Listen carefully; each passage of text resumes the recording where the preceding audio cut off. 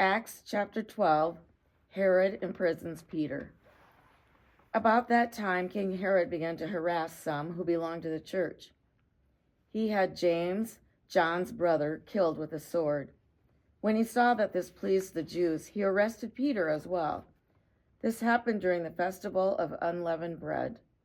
He put Peter in prison, handing him over to 4 squads of soldiers, 16 in all, who guarded him. He planned to charge him publicly after the Passover. While Peter was held in prison, the church offered earnest prayer to God for him. The night before, Herod was going to bring Peter's case forward. Peter was asleep between 2 soldiers and bound with 2 chains, with soldiers guarding the prison entrance. Suddenly, an angel from the Lord appeared, and a light shone in the prison cell.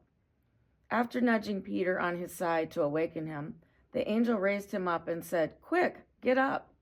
The chains fell from his wrist. The angel continued, "Get dressed, put on your sandals." Peter did as he was told. The angel said, "Put on your coat and follow me." Following the angel, Peter left the prison. However, he didn't realize the angel had actually done all this. He thought he was seeing a vision. They passed the 1st and 2nd guards and came to the iron gate leading to the city. It opened for them by itself. After leaving the prison, they proceeded the length of 1 street when abruptly the angel was gone.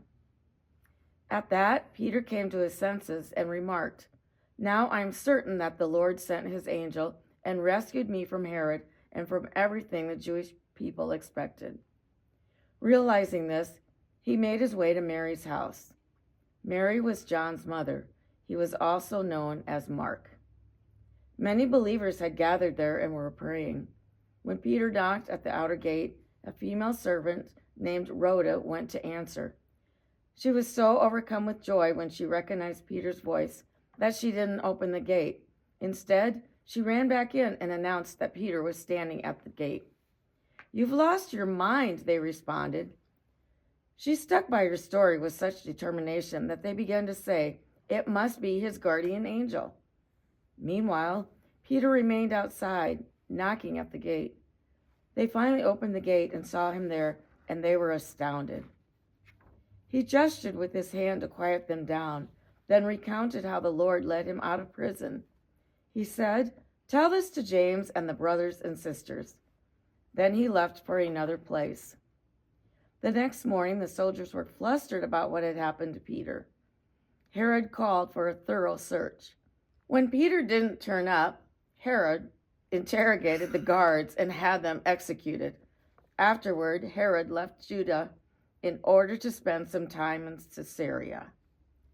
Herod had been furious with the people of Tyre and Sidon for some time.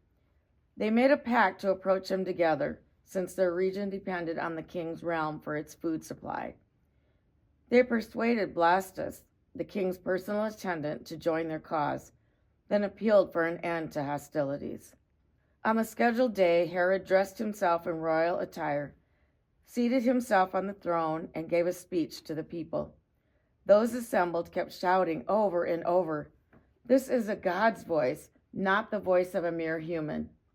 Immediately, an angel from the Lord struck Herod down because he didn't give the honor to God.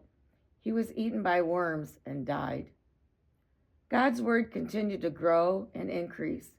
Barnabas and Saul returned to Antioch from Jerusalem after completing their mission, bringing with them John, who is also known as Mark.